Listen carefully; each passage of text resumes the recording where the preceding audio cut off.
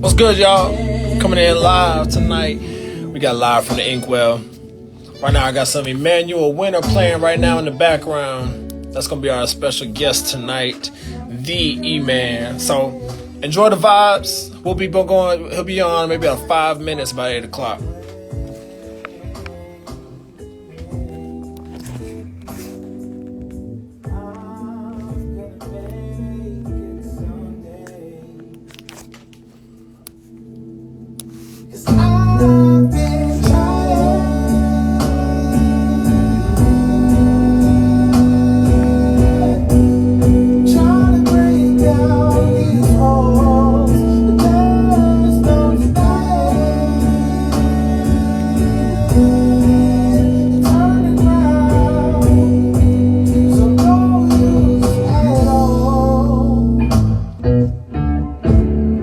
Inspiration comes and it passes over, like a thunderstorm on a midsummer's day. But okay, I'm gonna dance in the rain.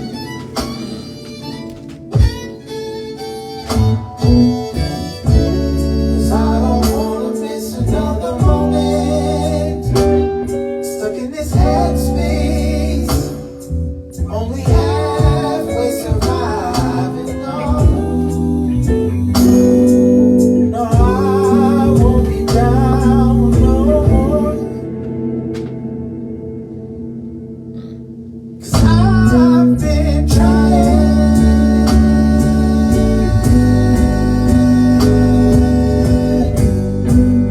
to break down these walls, but there's no denying the turning round, so no use at all.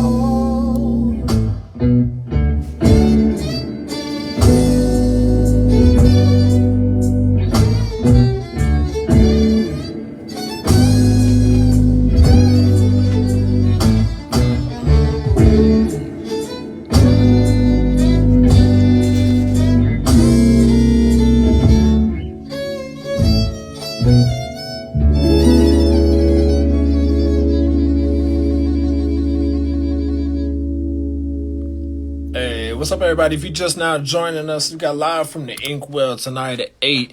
We got about 3 more minutes before my special guest tonight, Emanuel Wynter, jumps on.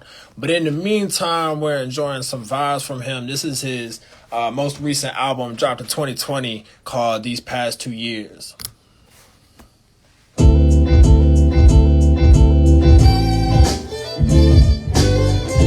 And if you want to, you can check him out. He's on all streaming websites, Apple Music, Spotify, Tidal. He's out there. Emanuel Wynter with a Y. I am rolling in reverse. Yeah, I'm backing out the past. In my head it's so absurd, 'cause I know those sounds didn't last. But I'm moving, yes, I'm moving on. Still making my way back. Don't have a choice, I got to move on. There's no circuit on this track. I just wish I could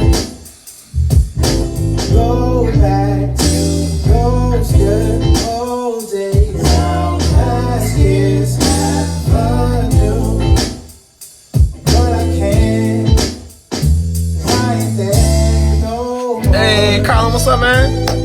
What's good, yo?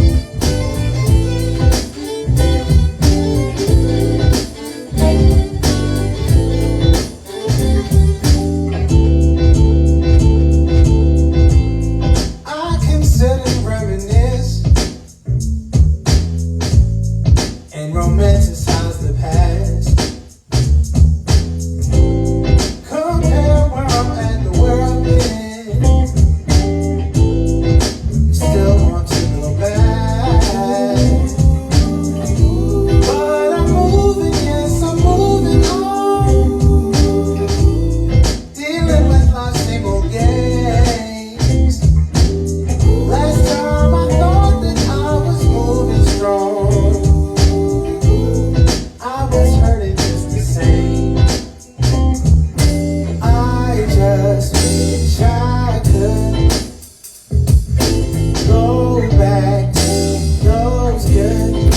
chilling right now. Man, I'm sitting here listening to Emanuel Wynter. That's gonna be our guest for tonight. What you got going on, Colin? We'll have to get you on here one day, man. I just wish I could go back to those good old days. Last year's have fun new, but I can't. 'Cause I ain't there no more.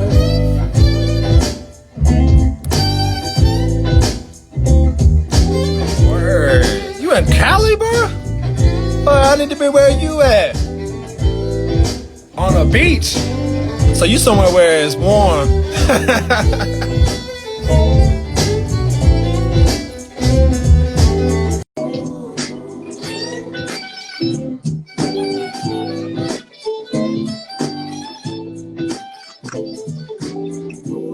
What's up, man? What's up, man?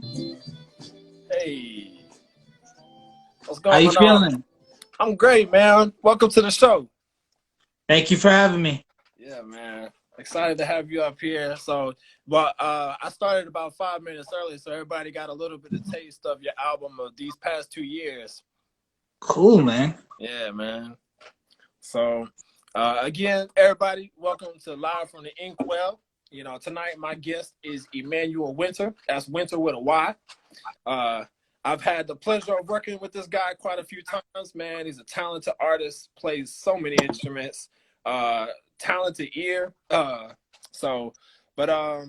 man, I like to start off the show with what I call a whiffle. And whiffle stands for what you feel like expressing. So this is your free ticket to share anything that's on your mind right now, man.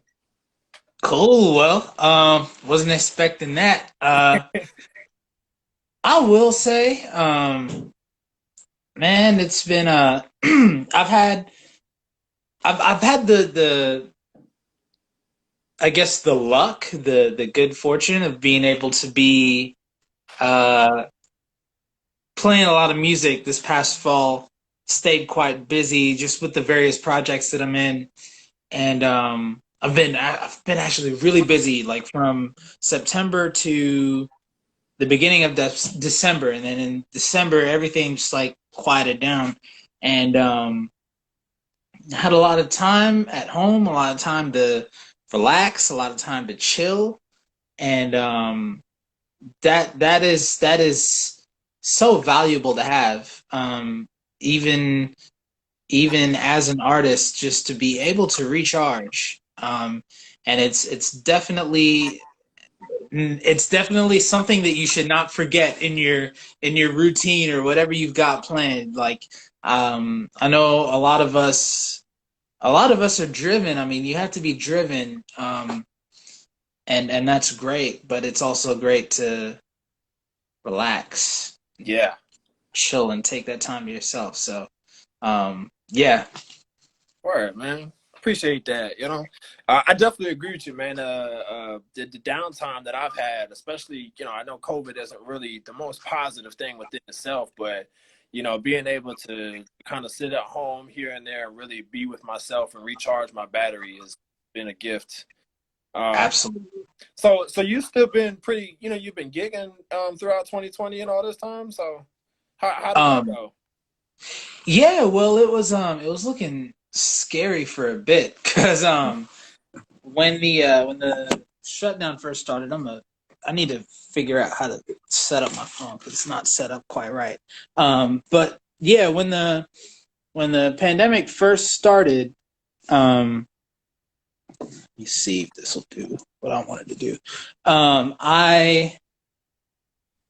I really wasn't doing anything, you know. Mm. I mean, nobody was doing anything at that point. Everything was completely shut down, and man, I'm trying to set up this phone. My bad. You good? Um, Everything was completely shut down, so none of us were doing anything. Mm. And then, um, I had some stuff here or there in like June and July, but like the end of July, beginning of August is really where stuff picked up. And then from that point on, again, like really, really blessed, really fortunate to be able to be really busy. And like my October and November were pretty much normal in terms of like how busy I was, how much money I was making. Like very, very thankful for that. But again, like before the shutdown started, I was gigging and working on an album, and then I was working at a violin shop also. Just had a lot on my plate. So the first couple weeks of that, I was just like, man, I was sitting there, I'm like, man, what am I supposed to be doing? I don't have anything to do. Um, but I enjoyed that. I enjoyed it while it lasted, Mm. you know. So it was definitely, I've definitely had things on each end of the spectrum, just not having anything to do and being really, really busy. So Wow. So are these gigs you're having, are they with the bands that you're in, 9 Day Trip and Stick Stones, or are these like solo gigs? You know. all of the above. Mm. So I played with 9 Day Trip. I've played in a Zach Brown tribute band. Nice. Um, and then that same group of guys, we also have another project, which is basically like a party band. It's more of a generalized repertoire. So between all of those things and solo gigs, and like gigs with my band, I've been able to fill up my schedule that way. So you have another band outside of 9 Day Trip and Sticks and Stones? Yeah, that's a recent development actually. Oh, I don't think I was with them last time I saw you. right.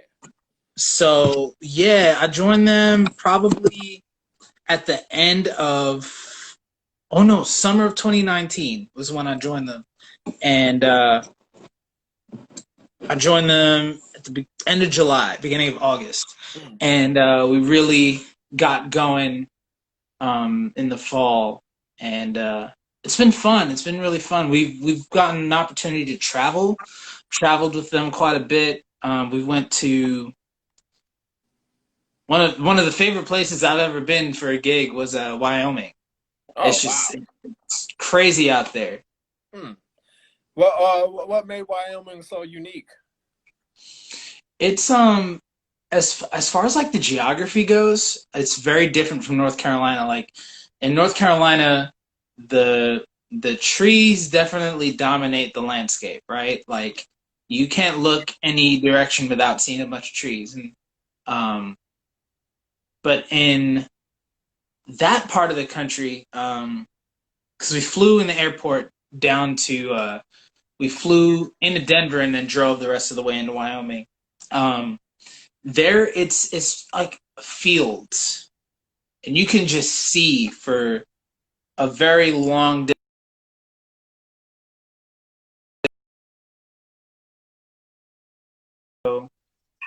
Um, the fact that you don't see the trees, you just see like fields and then mountains in the distance, and it's just really cool.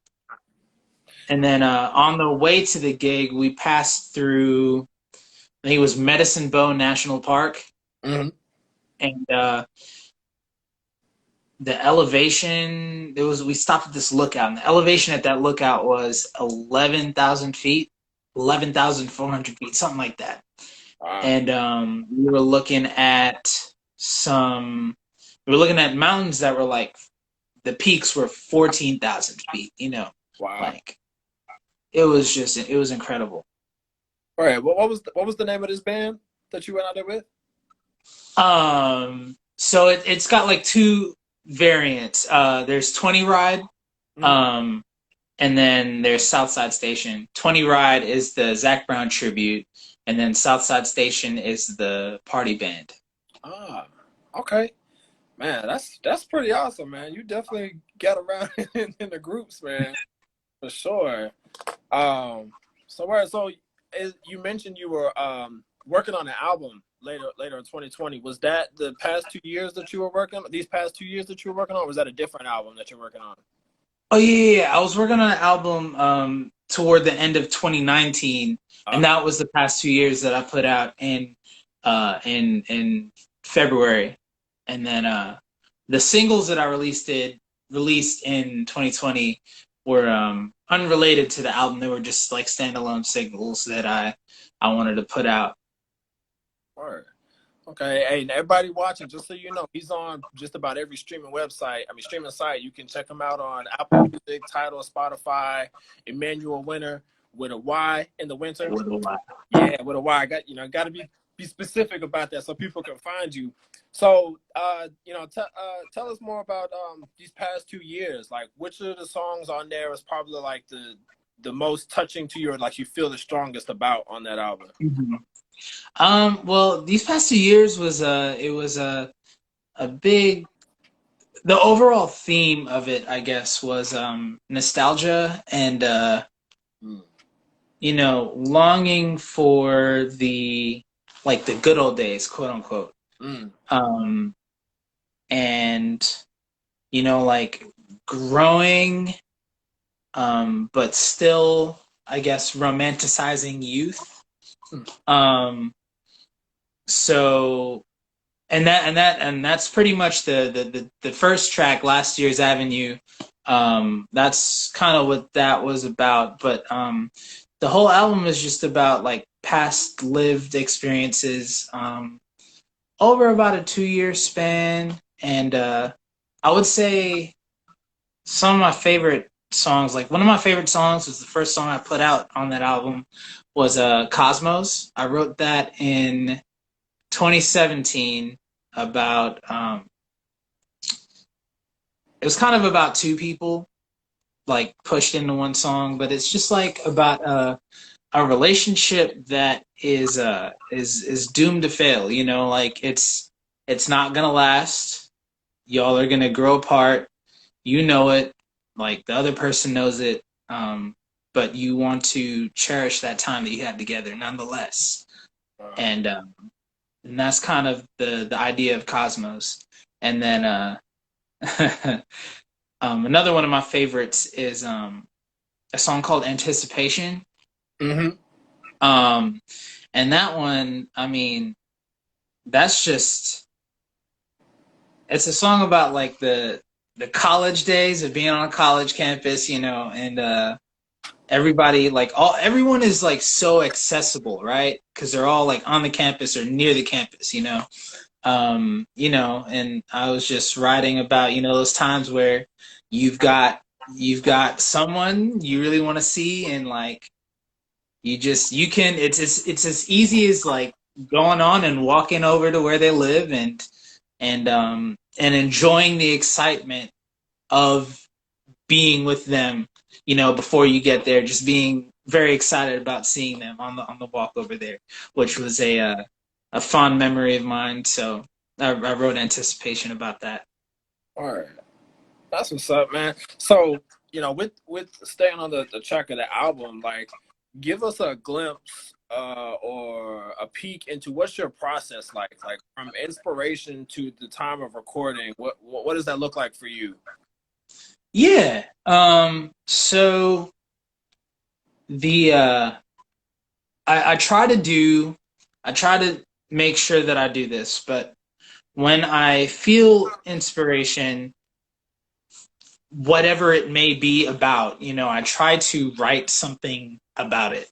I try and write something down. I got Evernote on my phone that I use, and whether I write a prompt, 'cause I'll do that occasionally, or I might start off with some lines, or sometimes I'll just be going about my day, and then like a really cool line or a line that I think is really cool pops into my head. So I'll go in there and write it down, and then revisit it later. So my Evernote is full of like little ideas.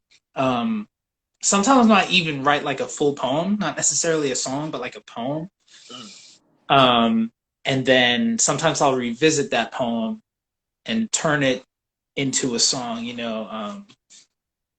So that's kind of how like I materialize the things in my head, and then after that, I will get my guitar out. I write songs on guitar, Mm. and I'll record. I have some chords that I like.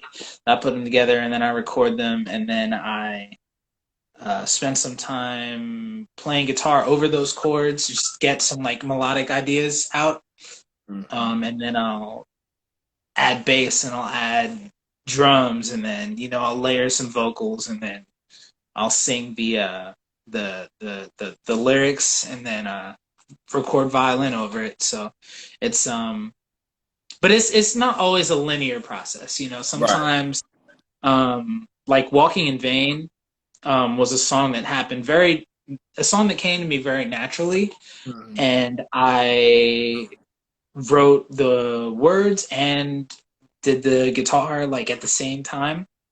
Um, and that was a pretty quick process. It doesn't always happen that way, but sometimes it's just very easy and it just all comes out at once. All right.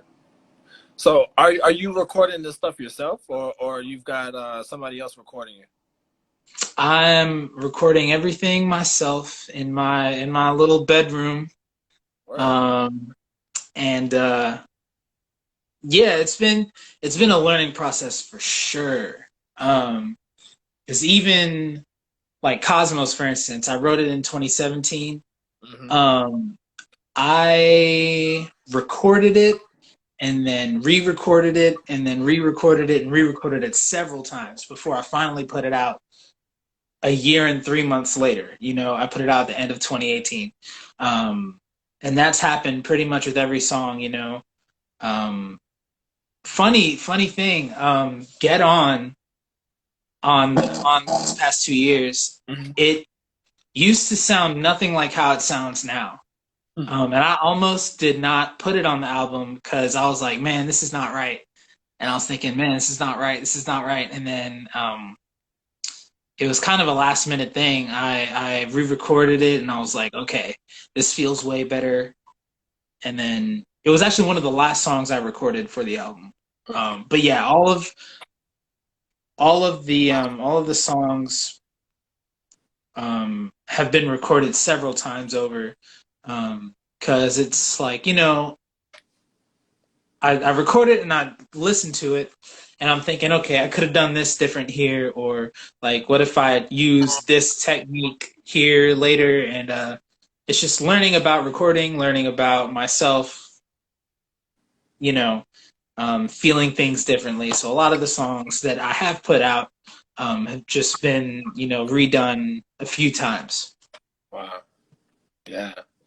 Yeah, but I think you hit on a key thing that a lot of people who aren't into recording music or recording their own music is that recording your own music is such a learning process of self.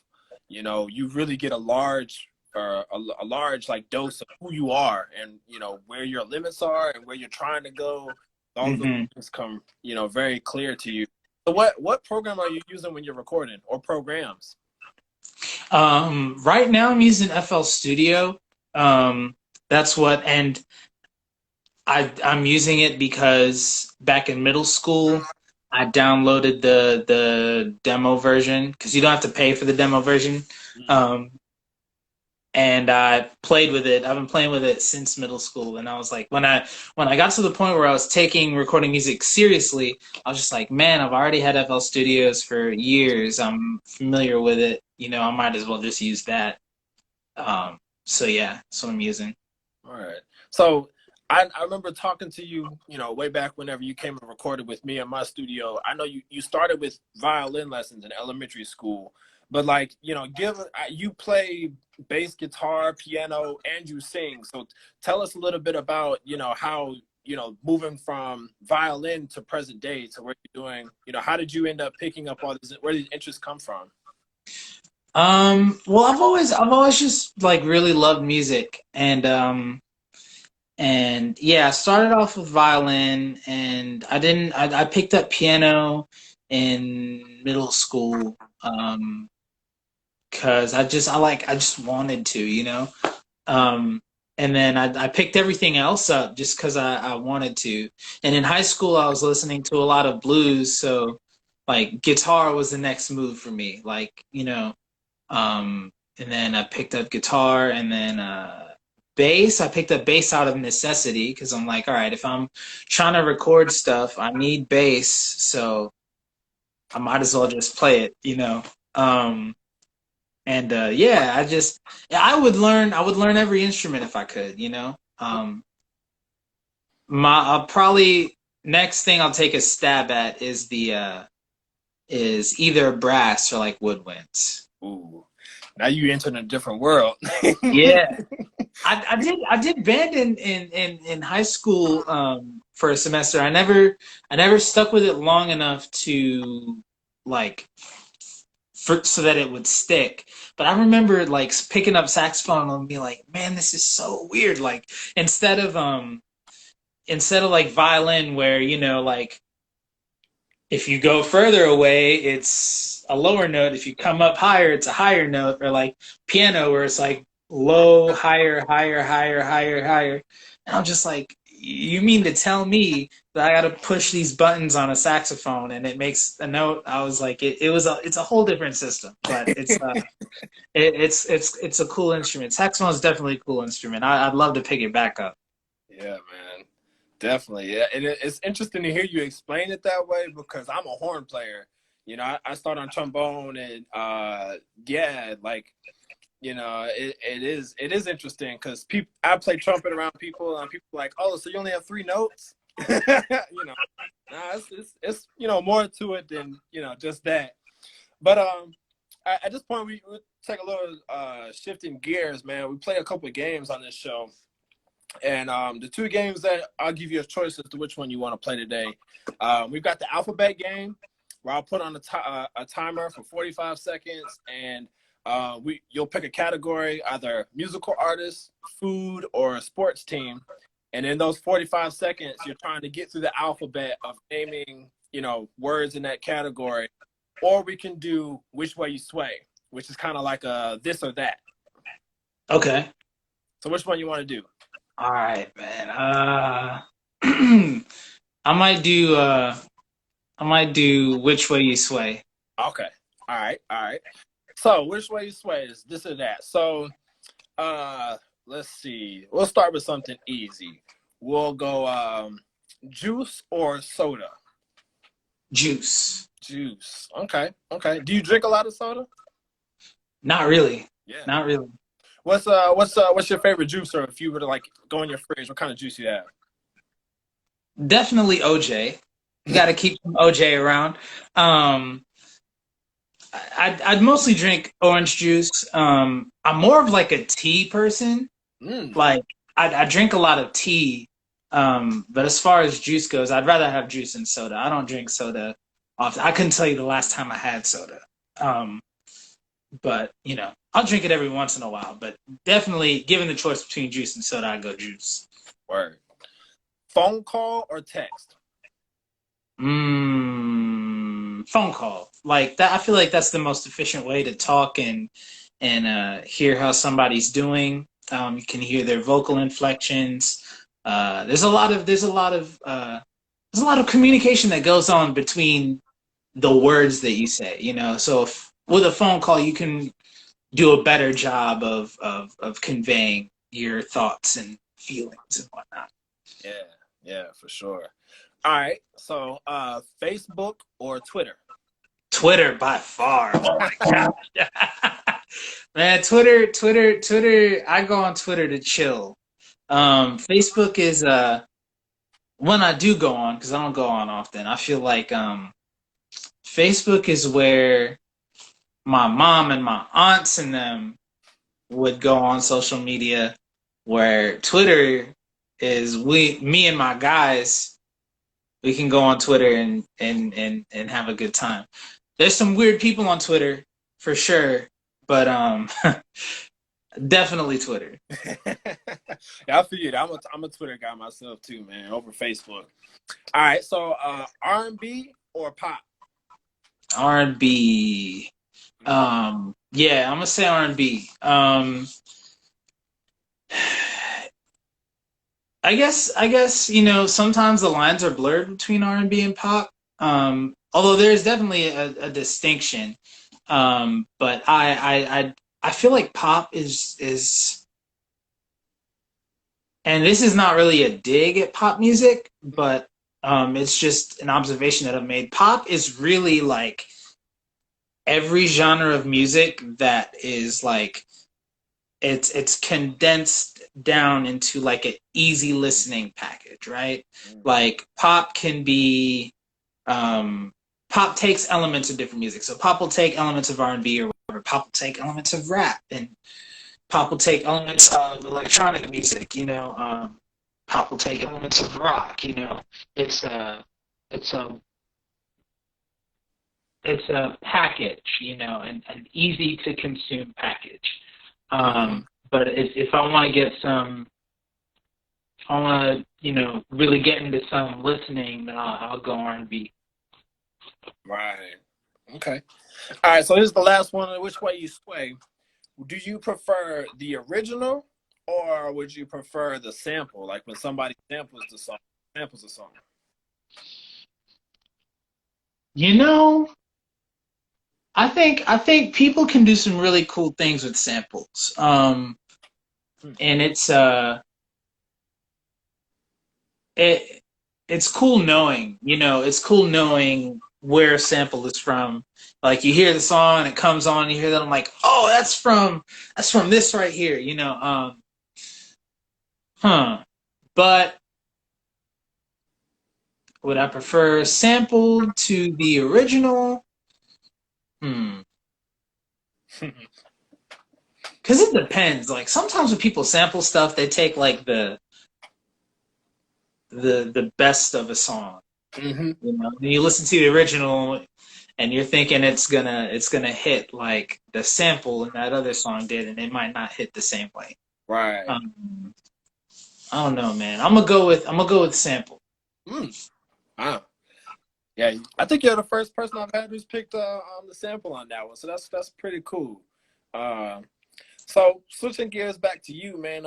What um where does your inspiration generally come from? Or actually, let me restate that question. What artists inspire you? Like, what artists do you look to be most like? Mm.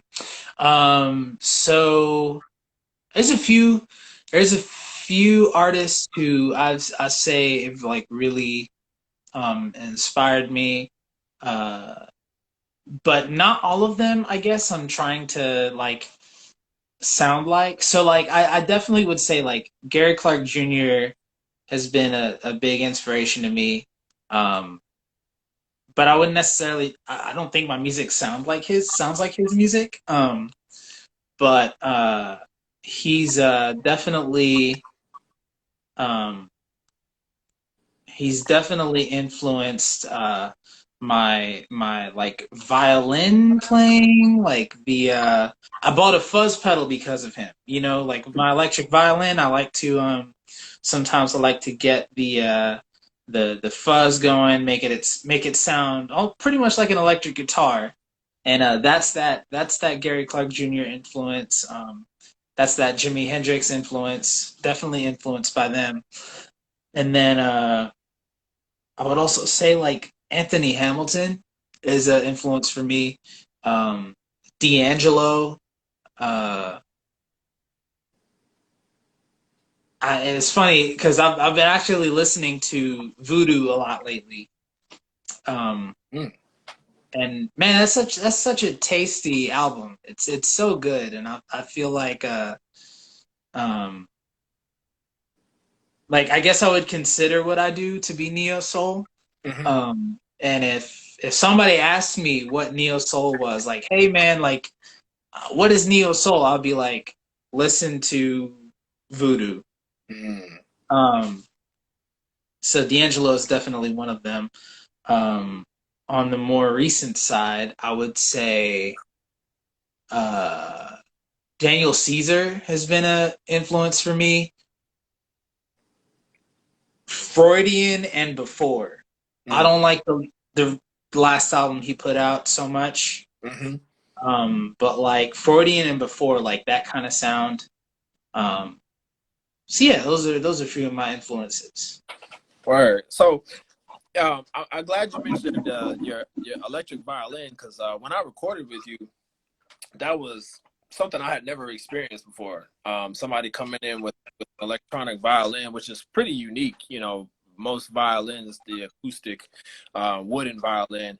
And you know, speaking of working with you, you know, I've you've been on 3 songs that I produced. You've been on Sun Queen Kelsey's Change. Shout out to Sun Queen Kelsey. You've also been on Permanent Ink album, and we greatly appreciate it. You've been on Argentina, Stranded. All 3 of those songs are on Apple Music if you want to go check out our collaboration with us and Emanuel Wynter.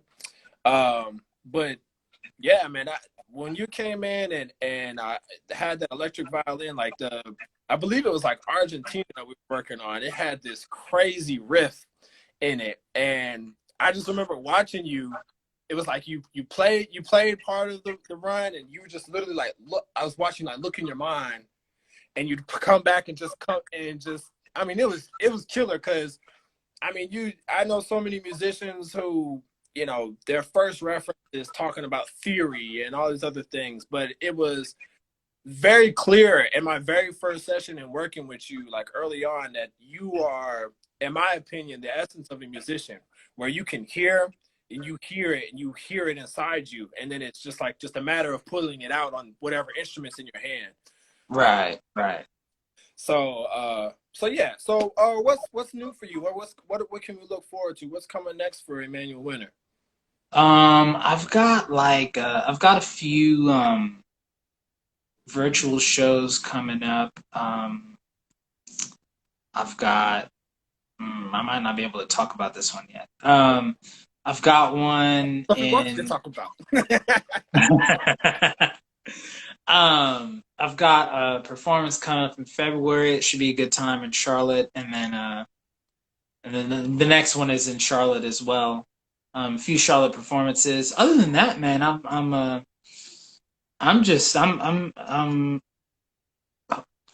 taking it easy, recording, having time to record some ideas, and I've been cooking up a few new things at home that hopefully can be something. But yeah, I've been laying low. I've been laying low lately. Mm, right. Well, man, I appreciate you so much for coming on the show. And before I wrap up, do you want to shout out to anybody? You know, give a shout out to anybody or anything? Yeah. So, well, I know you mentioned her a couple minutes ago. I'll mention her again. Sun Queen Kelsey, awesome Greensboro talent. I met you through her. Yeah. And she was one of the first Greensboro artists who I've worked with. I met her when she was doing her open mic at the People's Perk, Mm. and she's cool people. So shout out to Sun Queen Kelsey.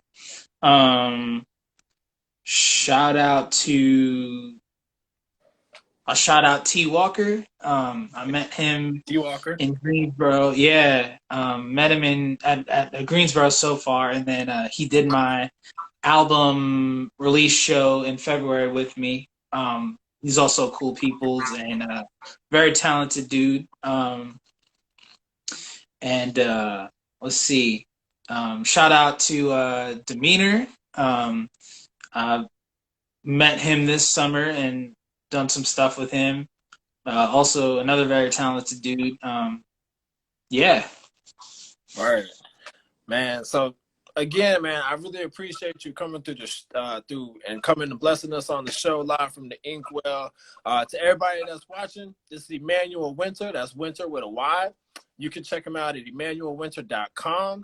He's got links to all his albums, everything up there. He's on Apple Music, Spotify, Tidal, all the streaming sites out there. Are you on YouTube as well? I am on YouTube as well. There you go. Emanuel Wynter with a Y.